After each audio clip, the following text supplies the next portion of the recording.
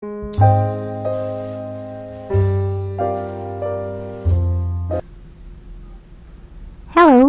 this is Ruth from Northidge Chiropractic, and today we're talking about wellness care from the inside out versus practitioners such as chiropractors and acupuncturists.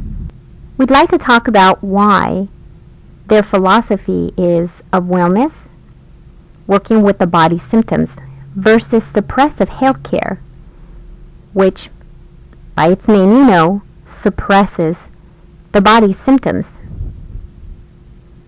People are healed by many different kinds of healers and systems because the real healer is within. The various healing modalities are merely different ways of activating that inner healer. Fever, rash, swelling, nausea, pain, inflammation, discharge, sweating, sneezing, coughing, these and other uncomfortable symptoms occasionally befall us. What are we to do about them?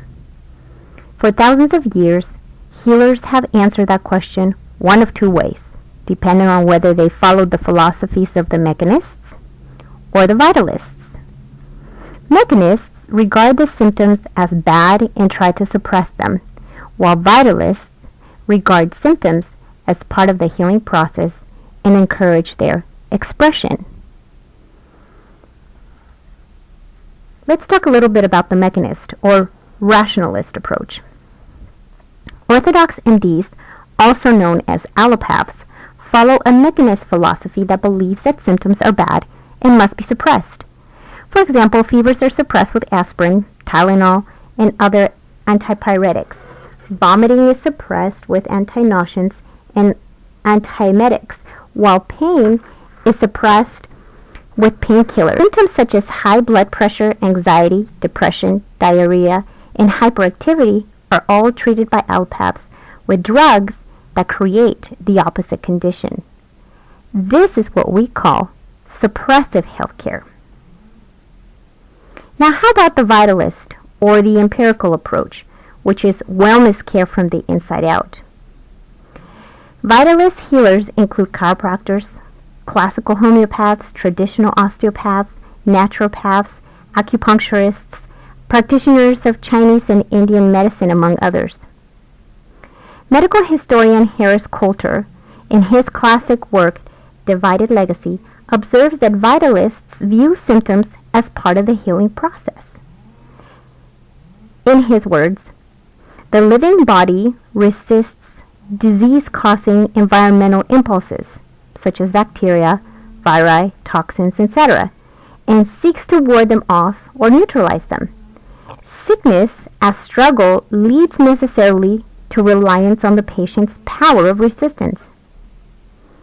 For example, a fever is seen as the body's mechanism of warding off the neutralizing infection. Vomiting and diarrhea cleanse your digestive system, and rashes prevent poison from spreading to internal organs. The body often externalizes and rids itself of the morbific cause through natural discharges, urine, stool, perspiration, and especially skin disorders and eruptions. Suppression of these manifestations has long been known to generate serious systematic disorders. Vitalists have long observed that suppressing symptoms may cause the disease to linger on or to spread deeper into the body, leading to chronic illness, which is much more difficult to treat.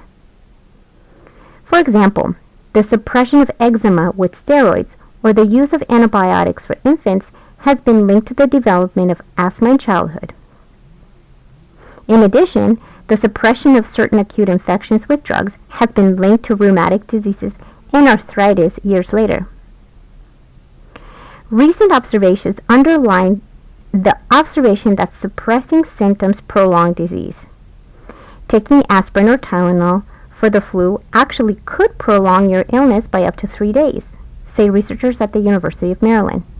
That's because fever may be the body's natural way of fighting infection, and taking aspirin may interfere with that process. Now, should you suffer? Vitalists are not against compassionate care to help minimize discomfort. To someone living with intractable pain or other life-disrupting symptoms, relief is a blessing. But what about grandma who takes a dozen aspirin a day for her arthritis? Or the asthmatic living on inhalants? What about the person who can't function without an antidepressant or can't sleep without a drug? Or the chronic headache sufferer popping pills? Suppressing symptoms does not create health, but that is the way that million upon millions are living today. Now, should we correct the cause or treat the symptoms? Symptoms communicate with you, telling you something is wrong. Suppressing symptoms with drugs doesn't remove the cause. Although, quote-unquote, curing may remove the symptom of a disease from the outside, so to speak, it usually leaves the underlying causes of the symptoms untouched. Drugs lie to you, telling you that you are healthy, quote-unquote, just because you can't feel your symptoms. Does an antibiotic correct the lowered resistance that permitted the bacteria to grow in the first place? Does an antidepressant correct the cause of unhealthy brain chemistry? Chemotherapy correct the metabolic or physiological disturbance that permitted the cancer to develop in the first place? Of course not. Chiropractors spend thousands of hours studying how to locate and correct a major cause of stress, a malfunction, or disease.